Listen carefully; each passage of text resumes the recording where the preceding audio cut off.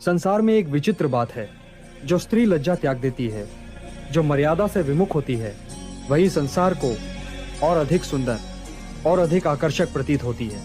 यह कोई स्त्री का गुण नहीं, यह माया का प्रभाव है। माया केवल आकर्षण से काम करती है, और जो नारी मर्यादा को त्याग कर अपनी देह और रूप को लोक दृष्टि में उभारती है, उस पर माया अपना संपूर्ण जाल बुन देती है। हे पार्थ, याद रख, माया जब प्रबल होती है तो वह सत्य को छिपा देती है और असत्य को रंजित करती है। वह अशुद्धता को सौंदर्य का आभास देती है, वह निर्लज्जता को आत्मविश्वास का नाम देती है, और फिर मनुष्य भ्रमित हो जाता है। जो स्त्री न लज्जा रखती है न मर्यादा, उसका आचरण चाहे अधर्ममय हो, परंतु वह दृष्टि को भाएगी, हृदय को विचलित करेगी, क्योंकि वह माया की पराकाष्ठा है।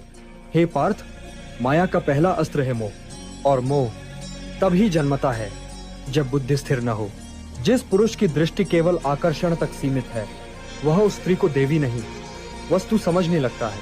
यही अज्ञान का आरंभ है।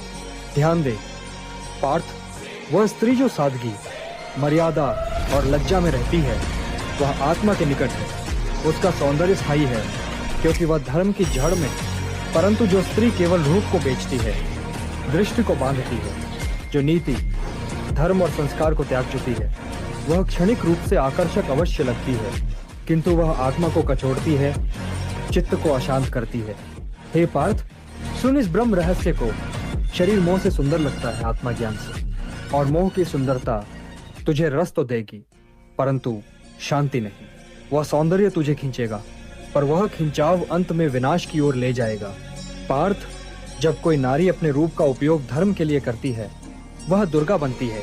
जब वह रूप को लोभ और भोग के लिए उभारती है, वह मोहिनी माया बन जाती है। तू अंतर समझ, शक्ति और मोहिनी में अंतर है। हे पार्थ, माया तुझे दिखाएगी कि जो निर्लज्ज है वही निडर है, पर मैं तुझे कहता हूँ, जो लज्जावान है वही शिव के निकट है। तू इस भ्रम से बाहर निकल, तू रूप के पीछे मत भाग। तू उस सत्य को देख जिसमें आत्मा नाचती है, जिसमें धर्म गूंजता है। अतः पार्थ, ये समझ ले, जो स्त्री तुझे अपने वेश, चाल और भावों से लुभा रही है, वह तुझे अपने पास नहीं बुला रही, बल्कि तुझे अपने मोह के गर्त में गिरा रही है। हे पार्थ, जो लज्जा छोड़कर सुंदर दिखती है, वह माया का आवरण है, और जो मर्यादा में रहकर साधारण लगती है, वही परमेश्वरी शक्ति है।